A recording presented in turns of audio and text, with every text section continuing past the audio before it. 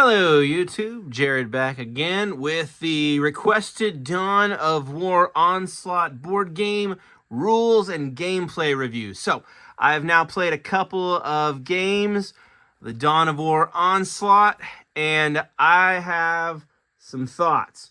So, obviously, is this game a good recommend? The miniatures by themselves are worth the price of admission. We've already established that. So there's 9 miniatures. They're all from that exclusive sprue that's normally 160 bucks.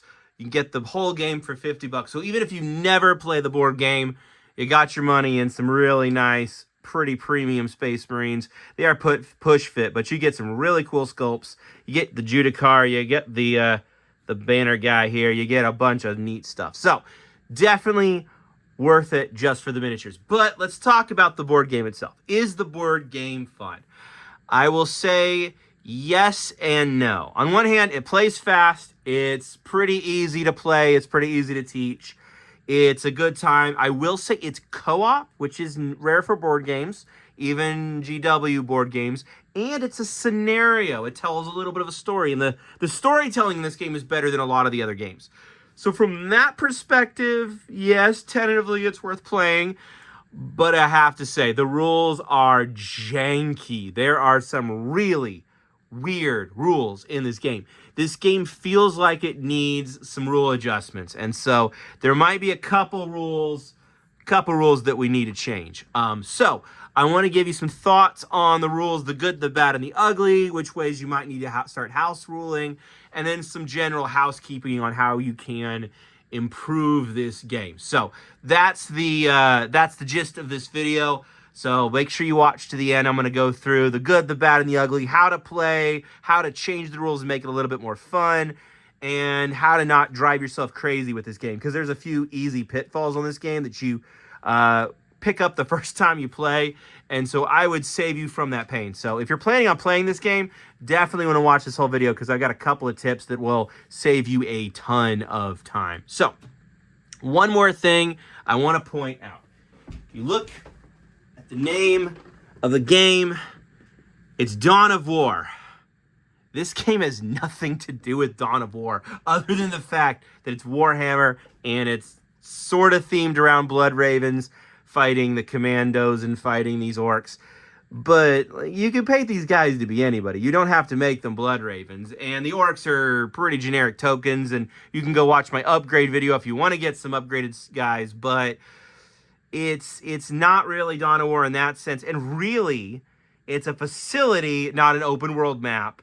And probably the worst thing is you're commanding individual hero units.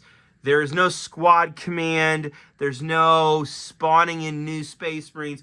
Everything that you love about real-time strategy is completely gone. This game has 0 RTS in it. It is a hero-based horde fight, not an RTS, and that's a little disappointing. So it's a tie-in game, but it has so little to do. It's also not even close to anything like a kill team. So an earlier Barnes & Noble game, Fire Team, this is the one I started out on. This is a fun board game. This feels like Kill Team Light. Then I also have, I'm going to go ahead and pull it out. Combat Arena Lair of the Beast. This one feels like almost a Kill Team Light, where you have a little bit heavier rules in terms of saves and being able to fight and go back and forth. And that has a battle with an amble that feels a little bit more like a co-op adventure. This game doesn't have that. It is very much 1 to 2 rolls per thing. So let me give you an example. When you fight an orc, you take your card, you go, all right, 5 melee. I roll 1 dice for 5. And then if you have your special ability to reroll, you can reroll 1 dice. Otherwise, if 5's a hit, you kill it. If you fail it, you don't kill it. There's no save roll. There's no invuln rolls. There's no hits to wounds. It is 1 roll. All of the bad guys except the boss have 1 health, 1 hit, 1 kill. If you roll 2 successes, it's still success is 1 kill. And so you're only killing 1 model around on your turn. And in terms of teaching a non-war gamer, a Warhammer person to play, that's great and easy. But if you're coming off of any Warhammer game or any war game period, this is going to feel like such a downgrade because you're just rolling 1 to 4 dice, and if you succeed on any of them with a reroll, you kill the thing and your turn's over. That's it. And so if you like to hit to wound, yeah, this isn't the game for you. But if you want a game that goes really fast and it kills like you're chopping orcs' heads off every time you move, this game moves fast, and that's kind of fun. That's kind of the charm of this game. So it's actually not that bad. It's going to keep you moving. That said, you get 4 heroes on your team, divided up by however many players you have, and you're all working together. The game is going to spawn 5 to 6 monsters every round on average, it feels like. Meaning you will always be outnumbered. So every time you don't kill anything on your turn, it's going to feel really, really bad. It's going to feel really crushing, which is a good thing because it really ups the stakes. Every failure in this game is painful, and I really do like that. So fairly decent game, probably needs a little house ruling, and there's definitely some ways you can make this game easier on the upkeep, which I'll show you in a second here. Overall, recommend it just for the miniatures, but I would recommend giving it a play. It is a fun game, but don't go into it expecting Kill Team. Don't go into it expecting Dawn of War. Go into it as a fun, light, casual, hey, let's play a game for a little bit and just, talk while we're playing and have some fun. It's a casual game. It's the game you play with your non-Warhammer friend to introduce them to the idea of painted minis. Paint these minis really well. Let them see them. Let them feel them. Let them get the fun of moving their guys around on the board going, oh, it is kind of fun. Warhammer's not this weird, strange thing. It is really cool to have painted miniatures in a board game. So that's what this game is. This is very much a softball game for newer players. So all of that out of the way, basically how the rules work. You'll see it here on the cheat sheet. This is a good design. The game is played in 2 phases. During the assault phase, you're gonna have, the board is double-sided, by the way, I should say that. You're gonna have 4 objectives either way, and you're gonna put orcs on each objective, and then you're gonna pick 2 spots for your heroes to spawn in. They'll come in 2 groups of 2. They run in, and then on your turn, you're running around killing orcs, and then the orcs are reacting to you. And then you're tagging these objectives and lighting them up. Now, phase 1, the assault phase of taking this base, goes until the last orc is dead. And for every relic you activate, you're going to get 1 more chance to get a relic card. So there's no physical reason to not hold off killing the last guy until you've activated all 4 relics to make sure you have the best possible chance of getting a good relic. So there's no reason to do that. The other problem comes into the difficulty settings, and it recommends the difficulty. I'll show you right here. Whatever you do, here's the difficulty. After that assault phase is the defense phase. So between phases, you reset your special abilities, but you can also heal some wounds. Whatever you do, don't play on the easiest difficulty, because what happens is you're guaranteed to get all 4 relics activated. It's so incredibly easy. The orcs don't respawn. You kill all but 1. You tag all the relics, and then you run in and kill the last orc. Easy, easy, easy. If you do that and regain all wounds, there was no point to playing the first half of the game other than it was a tutorial. Literally no point. You've got all the relics accessed.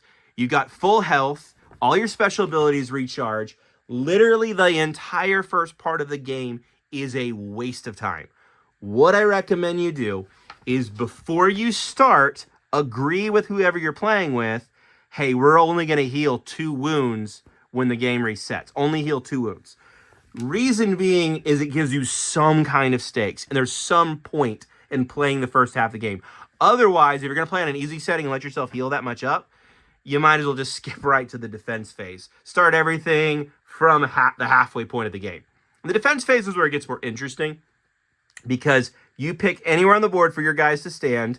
You got 4 defense points to defend, and then every turn you're drawing a major threat card, which is one of the red ones, a minor threat card, which is the green one, and then you're going to flip over location. So they're spawning in B, and then you go on the board and you find B, and then whatever you got. So if you drew this card, you'd spawn 1 mech on B, and then 2 commandos here and here. Now, If the spot's full, it doesn't spawn.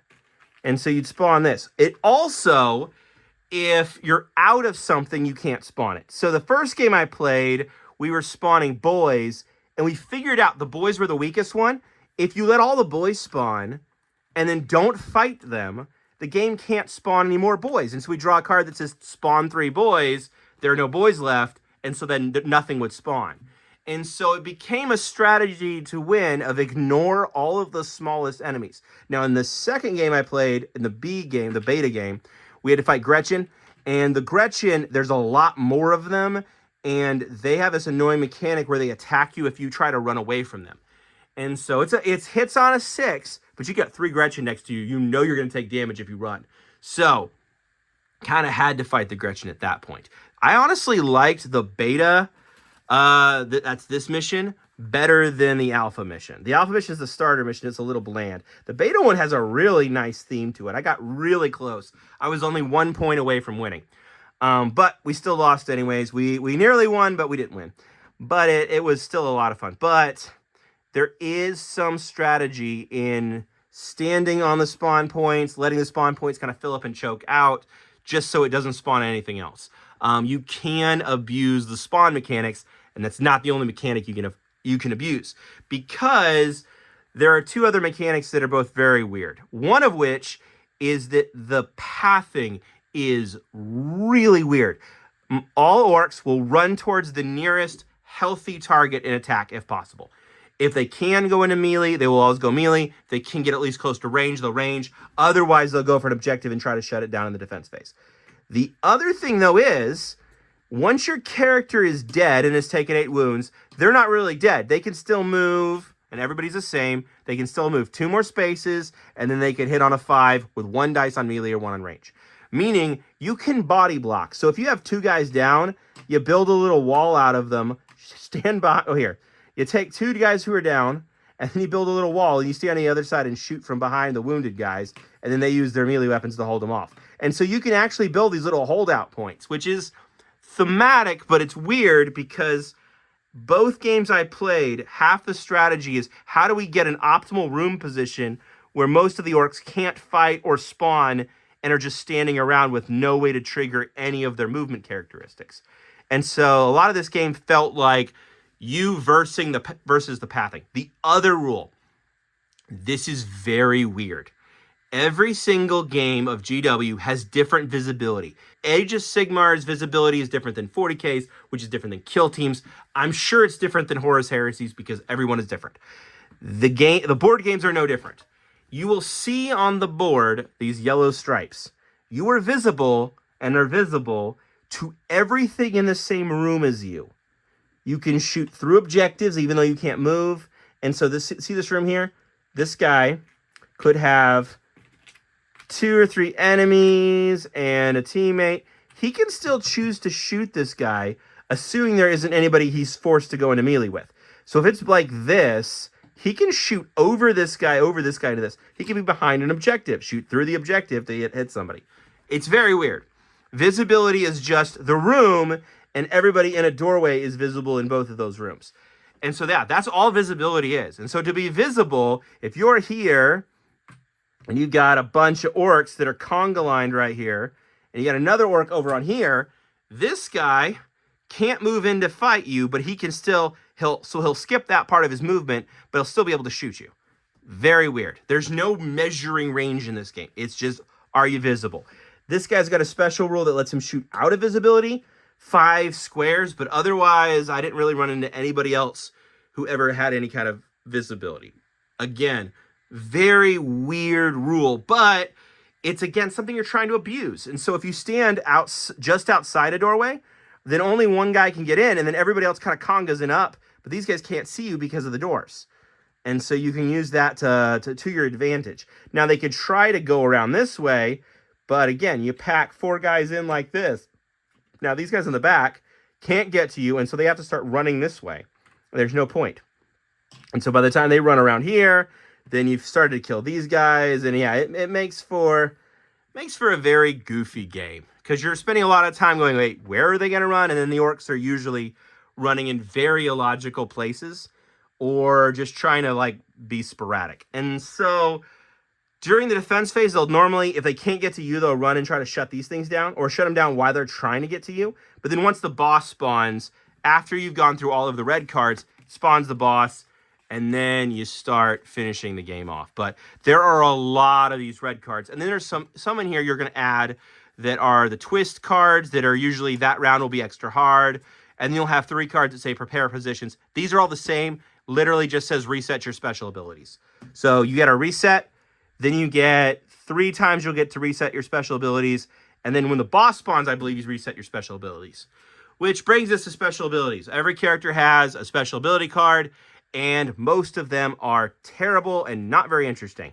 In a couple cases, it lets you attack with multiple characters. In other cases, it's +1 to a stat for 1 round if you're standing on your head or something silly. But because the combat is so dumbed down, there's not very much for it to boost. And the stuff you think it boosts, like maybe give you an extra dice, no, it's going to be something else. Like you're going to get to attack 2 guys, but only if they're standing next to each other and only if one of them is next to you. Just little stuff like that. It's really, really lacking in terms of feeling valuable. And some of them, like this guy, for instance, the chaplain, his special ability is he gets to go quicker instead of later. So turn order is by initiative. I forgot to mention that. So he'll get to go faster and earlier in the turn order, but then every enemy is going to always try to move towards him instead of following their movement rules, which you don't really want that too much, though he does have toughness or whatever to reduce their attacks. So it's not completely just 1 dice. And there's also the mechanic of knockback. Some of the abilities have this knockback where you either get an extra dice or you can push somebody, which is cool in theory, but in practice, it's really dumb and pointless, and it barely comes into play. Mostly, it means if you pin somebody against a wall and hit them with a heavy weapon, you're gonna be more likely to kill them. So, I won't go through all the rules, but the gist of the rules is it's usually pretty easy to kill, but not all the time. Another thing worth noting is every single person also has 2 other cards that are general action. There are 2 of these cards for everyone, and they're all identical. There's 2 choices. Martial Mastery, which means you get to reroll 1 dice, or Ceramite Breakthrough, which means you can move through enemies and move 2 extra spaces. I have never used this card ever, and everybody has it. Always take the reroll. Why would you not take the reroll? It's objectively better. And there's almost no times in the game where you need to move an extra 2 spaces and jump over an enemy. It has never come up. I could see it coming up, but it's not. And then you have a handful of relic cards. You'll get 1 of these unless you have, this guy lets you have 2. They're good. They're one-time use. They're good, but they're not amazing. They're also very situational and one-time use. So they could be the difference between winning and losing the game, or maybe they're not. You never know.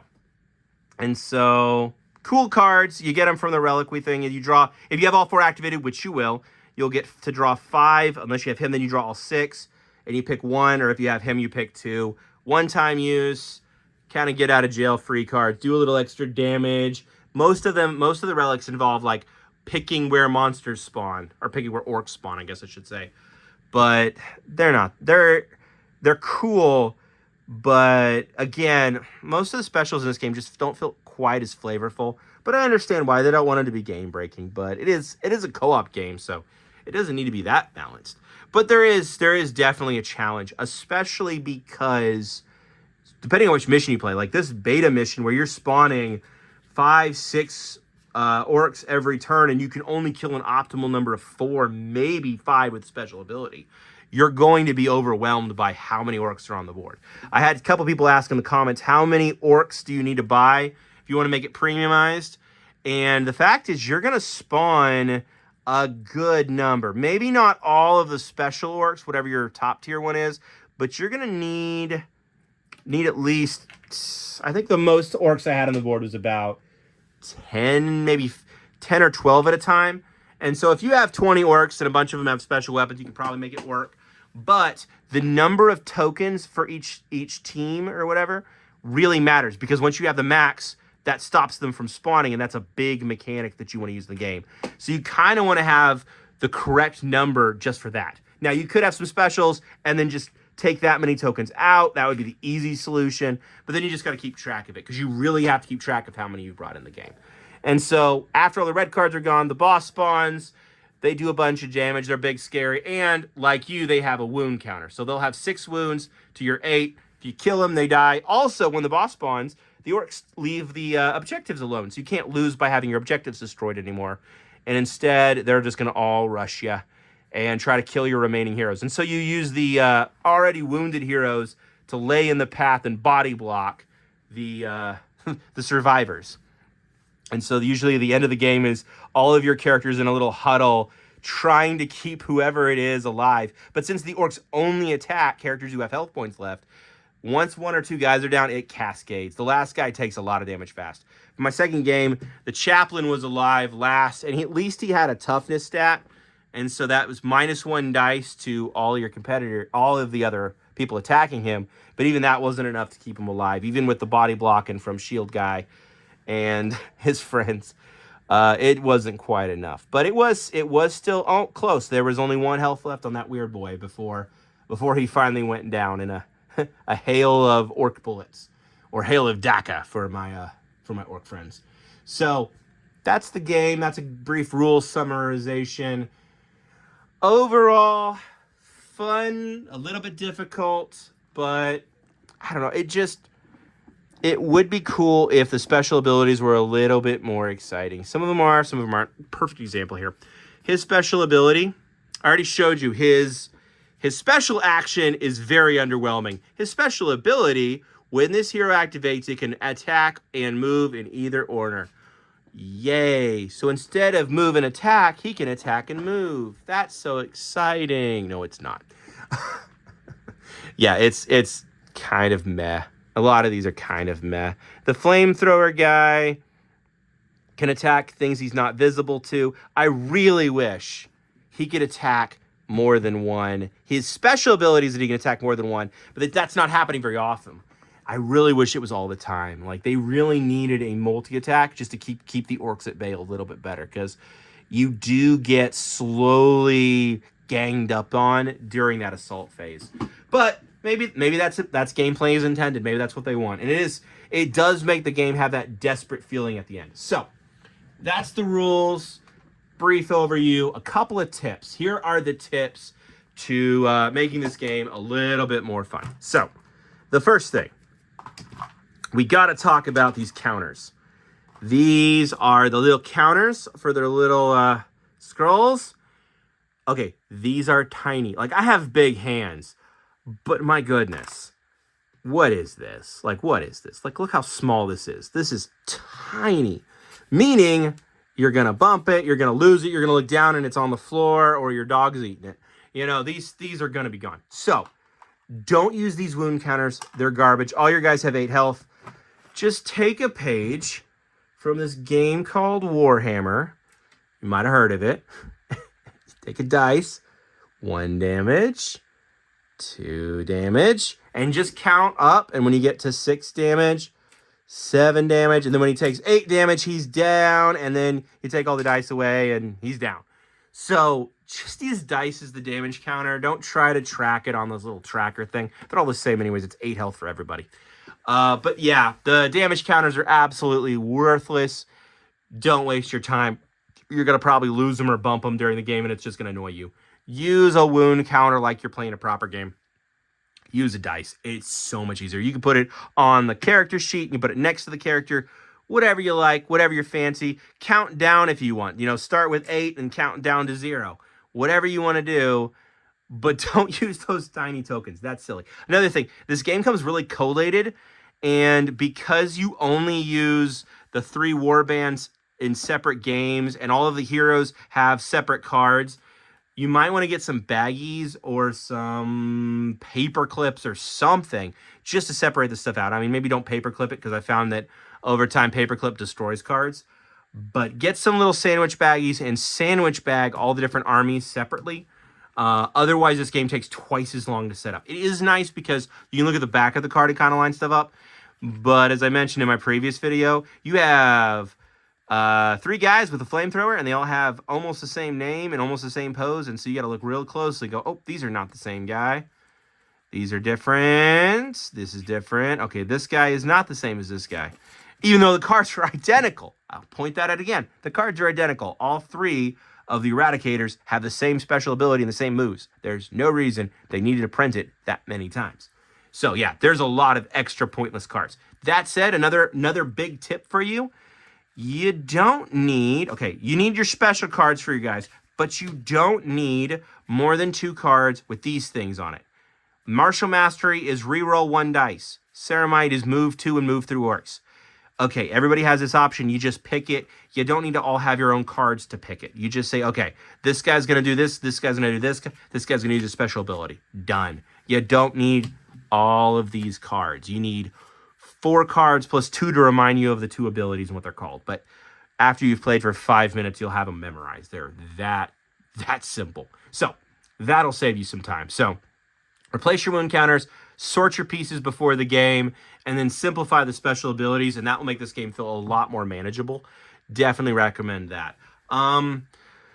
Terms of the biggest problems of this game, like I said, it's the visibility mechanic and the pathing mechanic. They're both pretty janky, and the game difficulty is bad. The easy mode ruins the first half of the game. It literally makes it pointless and consequence-free. That's kind of a bummer. So play on at least the first difficulty setting other than the easy mode, and then maybe try to do some homebrew on some of these rules in terms of what you can do or how many attacks you get. I don't know. I might play around with it, and if I find a really fun mode, I'll post another video about it. Another thought I have had is because the pathing kind of kills the orcs a little bit, if you're going to put the time in and investment to make the orcs bigger or better, there's not too much keeping you from turning this into a versus mode. I like the horde mode. It looks fun. It's a fight until you die, and it spawns a boss every so often, so it looks hard as all else. But I like that they gave you a horde mode as an alternate gameplay. There's really 4 modes and 2 maps. That's a lot of combinations, so you can play, you know, let's say you play it with both maps, because the maps are fairly different. Still 4 objectives to different room arrangements.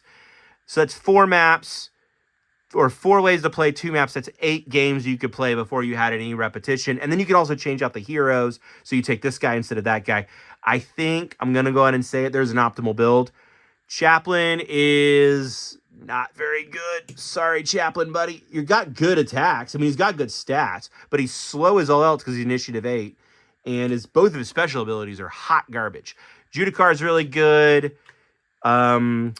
Blade Guard Vet is good, though he tends to die first for some reason because he has no toughness. He has an ability to pop for toughness, but because he's running in there to attack stuff, he tends to die fast.